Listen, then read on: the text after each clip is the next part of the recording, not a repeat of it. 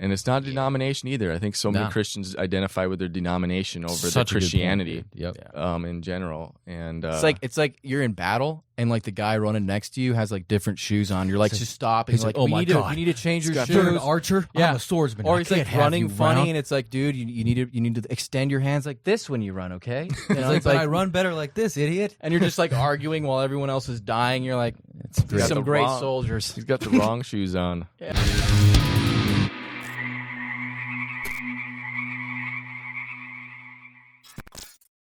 The church. What is church? What is church, folks? Do you want to read the? Is it a building? It's just a cool, shiny building. Yeah. If you're not inside one of the cathedrals in Europe, you're not at church. If the chairs are over $20 a pop, not church. 10:30 Sundays, or a pew. Yeah, has to be a pew. It has to be hymns. Oh my gosh! Actually, I'm down with that Orthodox shit. Yeah. Actually, I feel like I would. If I'm to go back to like a building, it would probably be like an Orthodox building. Yeah, something that's beautiful. Yeah, without like the whole Hillsong church songs. Church is a building. If it was a building, it needs to be beautiful. Worship practice for a long time. Just like not interested in this music. Yeah, you'd be like going to church. You'd be like, are we same late four today? chords in different orders? Yeah, I forgot who said that. It's like, what are we singing to here? Like, sounds like he's like, we're talking to God, but it sounds like we're like having a breakup or something. You know, it's really odd. Breaking up with your sin, you know, maybe I see that a lot happen in worship. It's a good one. It's music, you know, breaking up with the crop. So I hear a lot of people talking about like church, and whenever we say church, I feel most people think that they're talking about their church or a building or where they congregate routinely. Mm-hmm. And I kind of wanted to shine a light onto like what church is. And like church is God talks about his bride being a body, the body of Christ, right? And if you think about the body, it's made up of cells, right? And these cells have to be close to each other to congregate to get the job done, you know? So I think about that the same way. The church is a great place for people to congregate, and that's the point of it. But we go into further about like where is the church like when they didn't have it, like when Christ was walking around with his disciples. Mm-hmm. He was having church on the road to Damascus. They were doing this all the time. Like I think that the congregation point is the main point to have, whether it's walled in a building that you routinely go to on the weekends and there's worship music there and there's a pastor, versus like, are you fellowshipping with other people? Well, right? I think the point is you're not supposed to be doing this alone. Right. And exactly. Like, to look at, you know, the original Greek too, this is out of gotquestions.org. The word church is a translation of the Greek word ecclesia, which is defined as an assembly or, quote, called out ones. Mm-hmm. The root meaning of church is not that of a building, but of people. Mm-hmm. Yeah, and I think that people get confused because church only exists as a word in the New Testament, right? If you read in the Old Testament, there is no church. There is the temple. You have Zion as a representation of the Jewish people. You also have Jacob, you know. These different terms refer to the Jewish people, right, as God's inheritance. And so once Jesus allows the Gentiles to come in, many of the teachers and the scribes these days say that we have entered into the time of the church. So like now we have the beginning of the church. Now the church the body of Christ, the bride of Christ, outside of the Jewish inheritance of Christ, sort of them as being the light to the world. The embryonic stage, the exactly, fetus. Right? You know, that led to the time of the church. So now we're living in sort of what they call the time of the church. We're living in the church days, you know? So what does that say? It goes back to what you guys are saying. What is church in action? So if we're living in the days of the church, we explain the church as a body. How is it living and how is it imaging God? Well, you can go through like the past. So like if you look at the church, you know, like post-Roman, post-Dark Ages, the Catholic Church had a giant hold on politics, on everything, the feudal system. You can see that it's definitely went off the rails a bunch of times, you know, with indulgences, the holy wars. What was the other one where they would go? Crusades? No. It's on the realm of indulgences, but the way for penance and like the way they had to pay for there was people a time to get out where of you purgatory and stuff. Well, yeah, that's pretty bad. But they would actually go after people that like had a Bible. For instance, like when Luther was involved in trying to write what's it called? The 99 thesis. The 99 thesis, right? And before you're starting to do the translation, like you would get the Inquisition, right? The Inquisition. Yeah, Fun times, y'all. Right. So like these are all periods of the church, and how it's developed, and like as a body, you can see it getting sick and getting definitely obese, or however you want to say it. There's dis-ease within it, right? And there's times where it's very healthy and flourishing. So like when you think about the church today, it's like, well, when was it flourishing and when did it not? I feel like we're living in the wake of the hippie culture kind of taking over church. And that one movie that came out with the Jesus guy, Hillsong? No, not Hillsong. You know the guy who plays Jesus in that the Chosen? He went and did this movie. I can't remember the name, but it's like Jesus something about this hippie guy. And After the Chosen? He did it like probably last season. It's come out. It's received some controversy. I can look up the name when I'm done talking about it. From the Chosen. Same actor from The Chosen is in that. He plays this guy, right? And so it's like in the 60s, you had all these hippies that were, on a spiritual journey, and then they turned towards Jesus, and they kind of hippified the church in some ways. You have like some serious like roots if you trace them back and you look at like how the church kind of evolved from like the pre-50s where it was very much conservative, right, contemporized and definitely contemporary to progressed.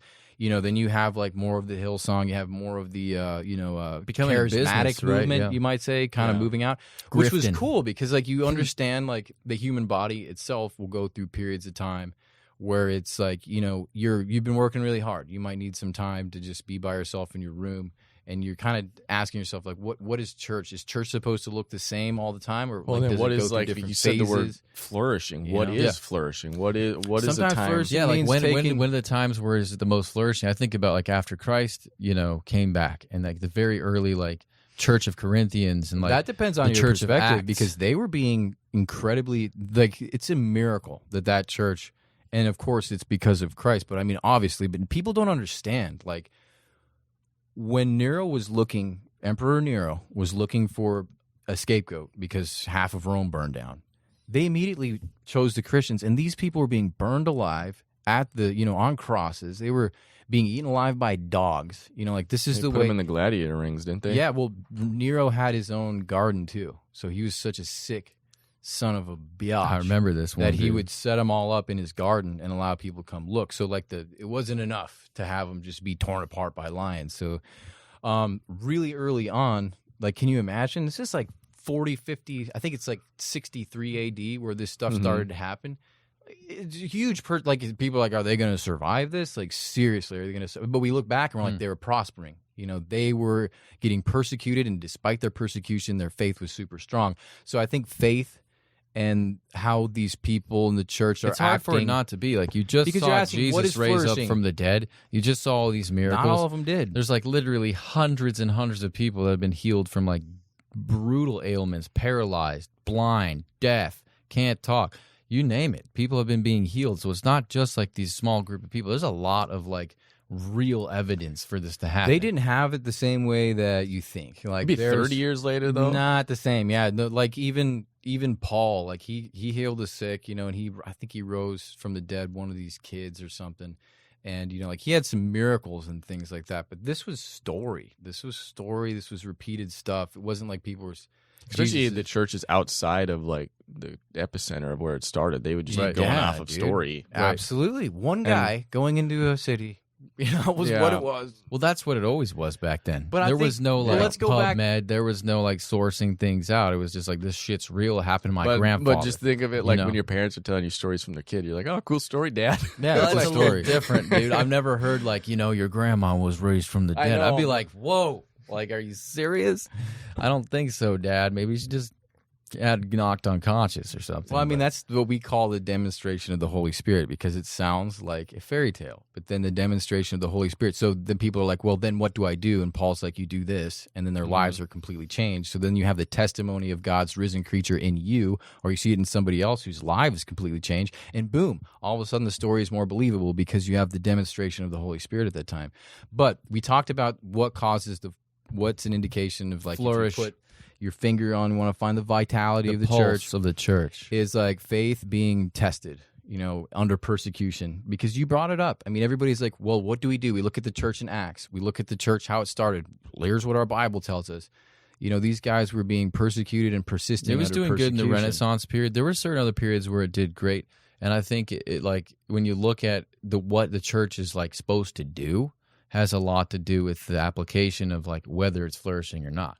It's like, if the church is a body and you're going to go out and like the body's meant to do certain things, it sleeps, it eats, and it's being used in the proper fashion, right? So you're not eating too much, sleeping too much, or working too much. Like it has to be an even, if you balance, want longevity balance, right? Homeostasis has to be cut somewhere down the line.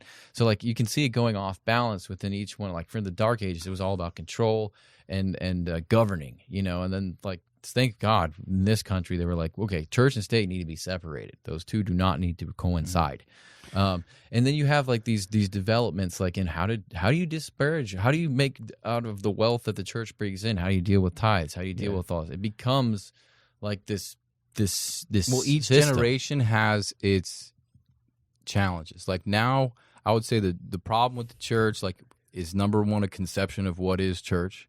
Like you can have church with your family. You're breaking bread. Do you have to go to communion every time? Is that only the time you can have communion? No. You can have it at home and you're eating and drinking and you're with your family and your heart's in the right spot. You can have it anywhere.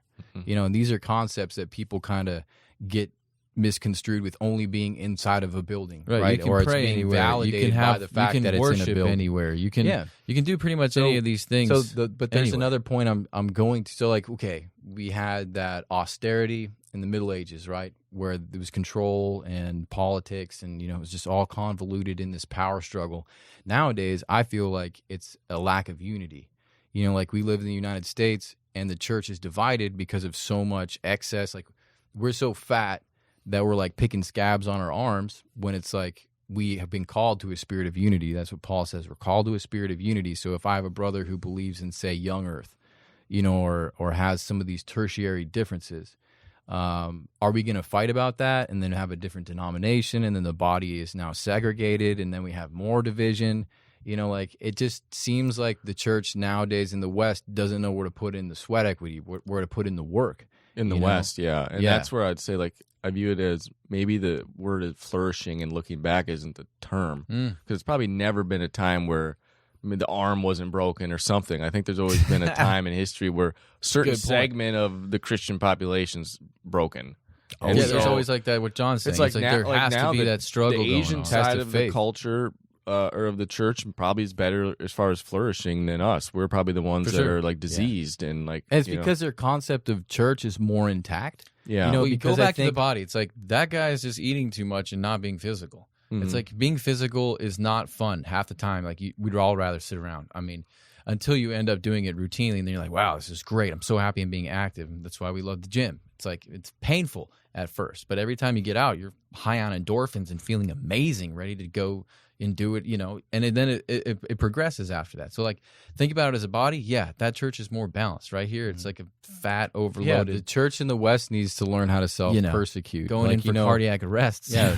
Well, I think church in the China is being persecuted outside. Well, I think our persecution too is different. Like I almost think, dude, especially like guys like us who are really committed to our faith, like we would probably thrive better in governmental level persecution. And I think our side of it is because Christianity is kind of like a normalized kosher thing in our culture.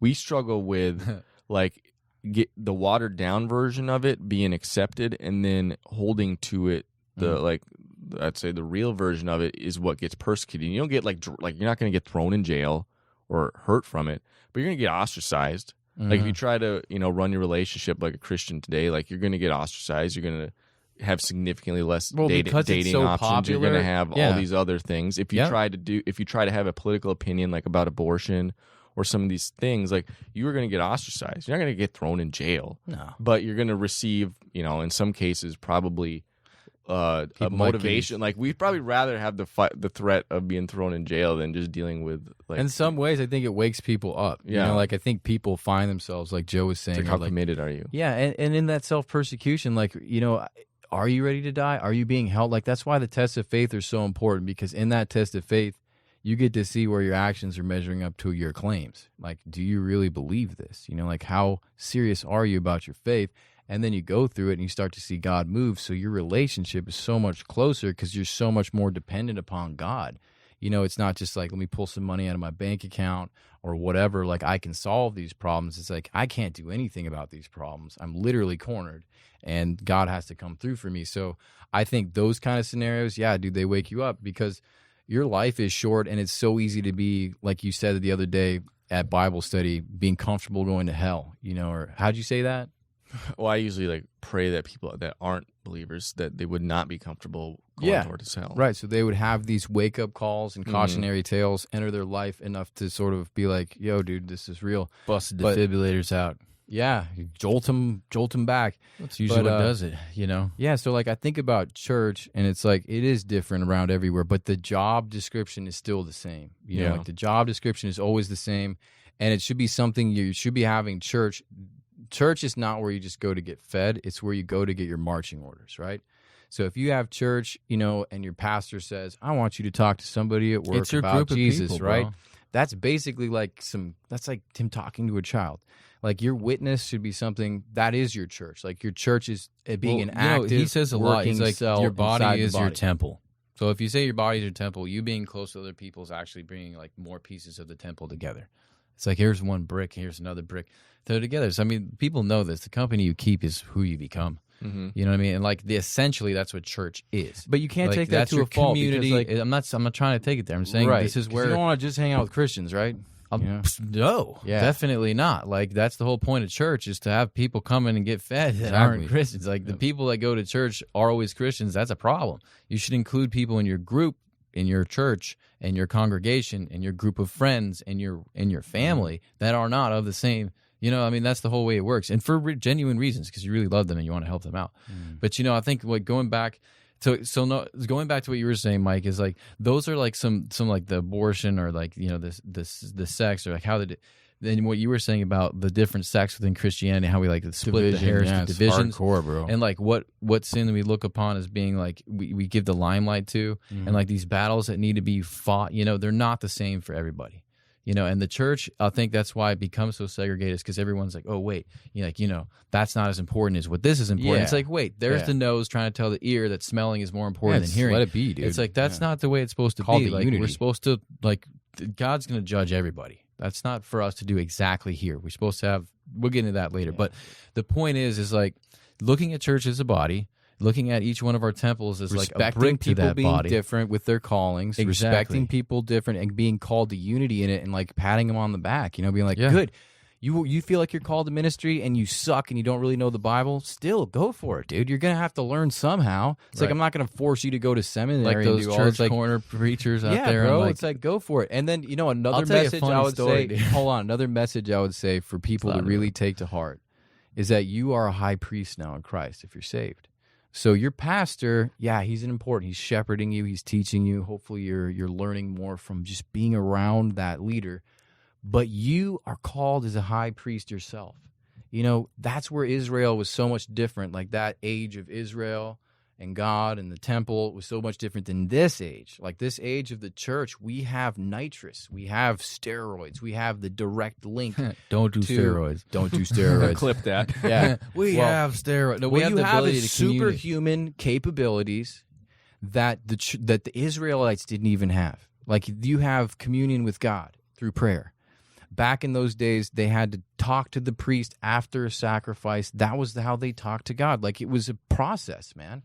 Now you're a high priest. Now you can have intimacy like that. So that part of church, now you can actually call your friend on the phone. Now you can send a video. Yeah, you can man. FaceTime. You can send that emails. part of church is like, people they take it for granted, man. It's like, dude, you got $1 billion in your bank account. It's like, what are you going to do? And they're like, I think I might buy a cheeseburger, dude. It's like, what? Do it. Go do something. Get those with that thoughts money. out. Invest it. Take that one talent and go do something. To kind of wrap this up, I think we're gonna, the one thing I want to stress is the importance of church. Yeah. Because I think there's a lot of men, and we meet them often, and we have guys that message us that they are completely doing their Christian walk alone.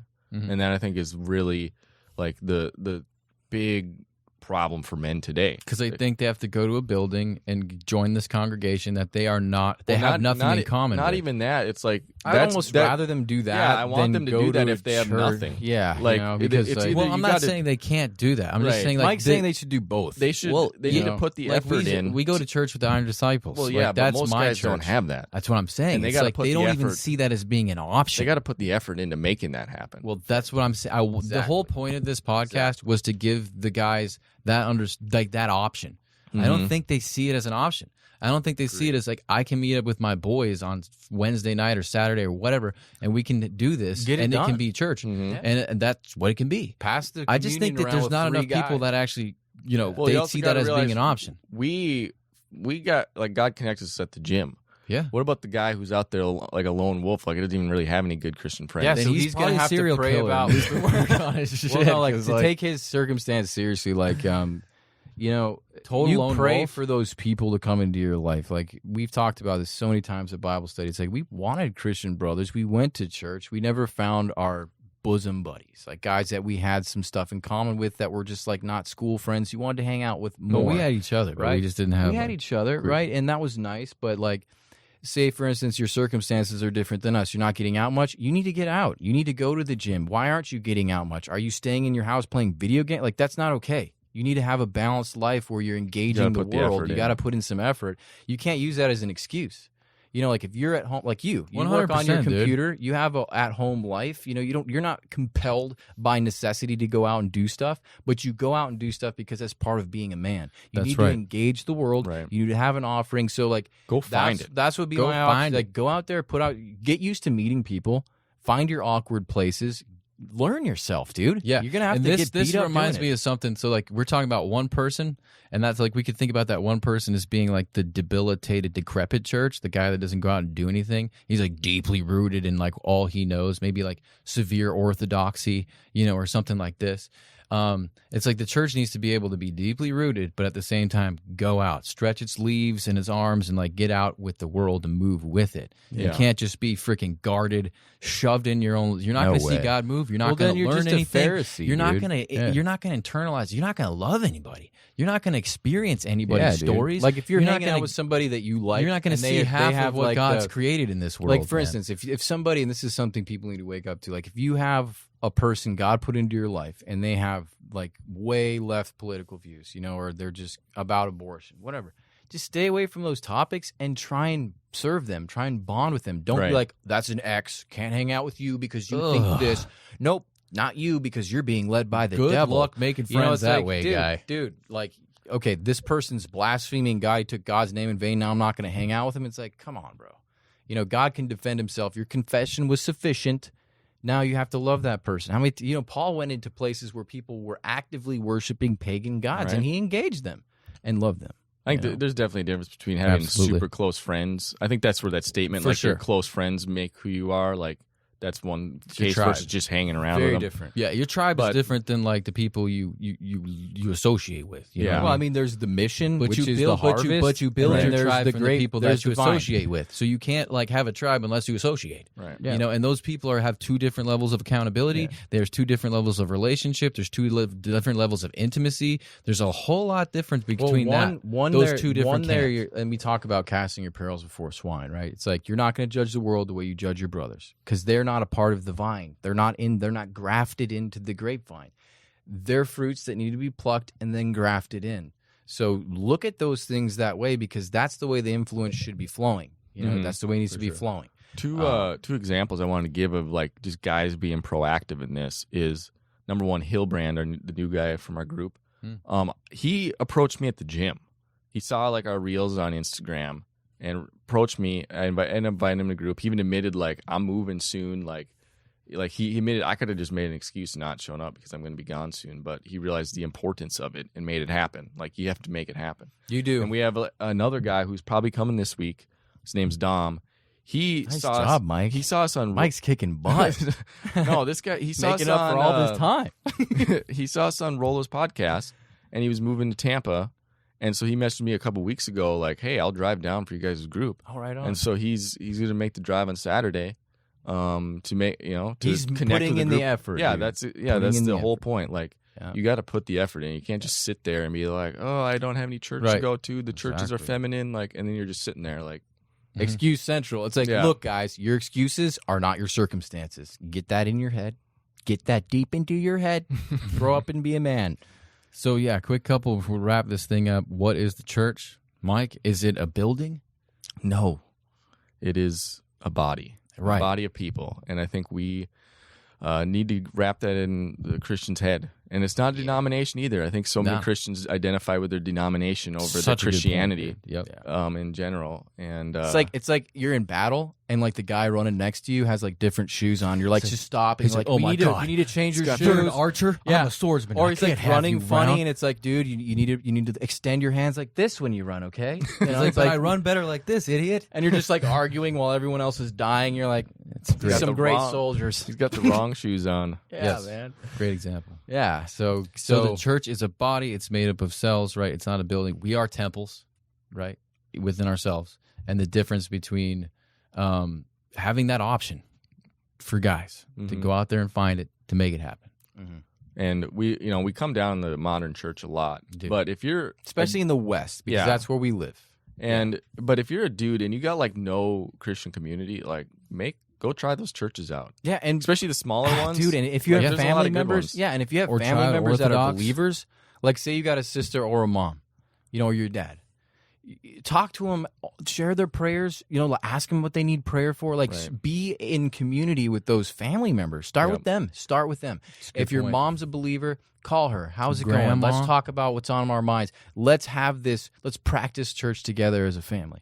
And then maybe, and the other point that I want to bring up that we talked about with Will is like God is calling you to people that you may not like. There's a lot of ugly ducklings out there and people who are awkward, who don't understand stuff, and then you just like look at them, you're like, oh, so much work. You need to do so much work, And I you're think like, you're getting into but I'm just discipling saying, right now. no, I am, It's because that is different. what church is, Wanna and that's keep the this- point that I'm making. Is church is discipleship. That's taking information in from somebody, serving somebody else, and then doing that for somebody else, and allowing that to happen to you. Sounds That like is what church sounds like is. what a relationship's supposed to be. Exactly. There's reciprocity involved. There's you subjecting yourself to that person's needs instead of your own. So yes, it is that. So Great. Yeah. Good point. exactly. Good point. Awesome. All right. Respect that. Great. Well, until next time, everyone.